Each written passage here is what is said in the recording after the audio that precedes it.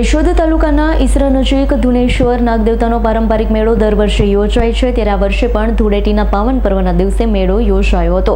નજીકના તમામ ગ્રામ્ય વિસ્તારના લોકો પોતાના નવા ઘઉંની ઉપજની શરૂઆત અહીંથી કરે છે।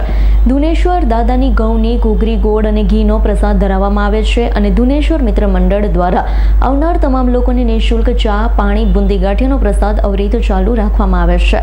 કેશોદ તાલુકાના ઈસરા નજીક ધનેશ્વર નાગદેવતાના પારંપરિક મેળો દર વર્ષે યોજાય છે ત્યારે આ વર્ષે પણ ધૂળેટીના પાવન પર્વના દિવસે મેળો યોજાયો હતો। નજીકના તમામ ગ્રામ્ય વિસ્તારના લોકો પોતાના નવા ઘઉંની ઉપજની શરૂઆત અહીંથી કરે છે। ધનેશ્વર દાદાને ઘઉંની ઘૂઘરી ગોળ અને ઘીનો પ્રસાદ ધરાવવામાં આવે છે। ધુનેશ્વર મિત્ર મંડળ દ્વારા આવનાર તમામ લોકોને નિઃશુલ્ક ચા, પાણી, બુંદી ગાંઠિયાનો પ્રસાદ અવિરત ચાલુ રાખવામાં આવે છે। આજના સમયમાં ઓછા જોવા મળે છે પરંતુ આજે ઈસરા મુકામે મેળામાં ઘણા જ અશ્વની હરીફાઈ પણ જોવા મળી હતી। અંદાજિત 50થી વધુ ઘોડાની હરીફાઈ થતી જોવા મળે છે। મેળામાં પ્રથમ વખત ઘોડાની એમ્બ્યુલન્સ ઈસરા મુકામે આવેલ મારવાડી બેસ્ટ લાઇન વછેરીઓ જોવા મળી હતી। પ્રથમ વછેરીનો બાપ પંજાબનો દિલબાગ રણિયા છે, બીજી વછેરીનો બાપ બાદલ દાંતા અને બંને બાળ વછેરીઓ જેમાં એકની ઉંમર 9 મહિના અને બીજી છે તેની ઉંમર 13 મહિના હોવાનું જાણવા મળ્યું છે।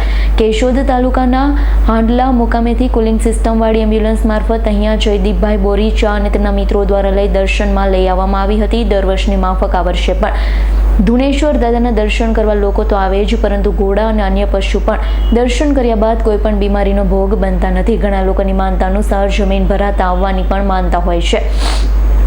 લોકો પોતાની ધુનેશ્વર દાદા પાસે માંગણી મુજબના કામો થયા બાદ માનતાઓ પૂરી કરે છે। સાથે નજીકના ગામોના તમામ કલાકારોના માધ્યમથી કાનગોપીનું પણ આયોજન કરવામાં આવે છે। લોકો દ્વારા દિલ ખોલી ભેટ અપાય છે અને આ તમામ રાશિ તે મંદિરના સત્કાર્યોમાં ઉપયોગ કરવામાં આવે છે। જય ધુનેશ્વર બાપા। આજે ધૂળેટીના દિવ્ય પર્વ ઉપર કેશોદ તાલુકાના ઈસરા ગામે ધુનેશ્વર ધામની અંદર દિવ્ય ભવ્ય મેળાનું આયોજન આપોઆપ થાય છે। અનાદિકાળથી આ મેળો આપોઆપ રીતે બધા લોકો ભેગા થાય છે। આવો દિવ્ય મેળો દિવસે દિવસે આની જનસંખ્યા વધતી જાય છે। આ ધુનેશ્વર બાપાનું જે ધામ છે એ ચમત્કારિક ધામ છે। એ ધામની અંદર અનેક ચમત્કારો પણ થયેલા છે અને આ મણિધર નાગ છે હાલ સુધી આ જગ્યાની અંદર કોઈ પણ રીતે કોઈ પણ પ્રકારની પેશકદમી કોઈ પણ પ્રકારનું ખરાબ કૃત્ય કંઈ પણ થઈ શકતું નથી। આવું આ દિવ્ય ધામ છે। દિવસે દિવસે આ ધામનો વિકાસ દિવસે દિવસે થતો રહે છે। અમારી એક પરિકલ્પના છે કે એક દિવ્ય મંદિર બનાવવાનું અમારું એક અતિ ભવ્ય અમારું જે સપનું છે સાકાર કરવા દરેક જનતાને અમારે વિનંતી છે। જય ધુનેશ્વર બાપા। રાવલિયા મધુનો રિપોર્ટ આજ9 ન્યૂઝ જૂનાગઢ। અમારી તમામ માહિતીથી અપડેટ રહેવા માટે જોડાયેલા રહો S9 ન્યૂઝ સાથે।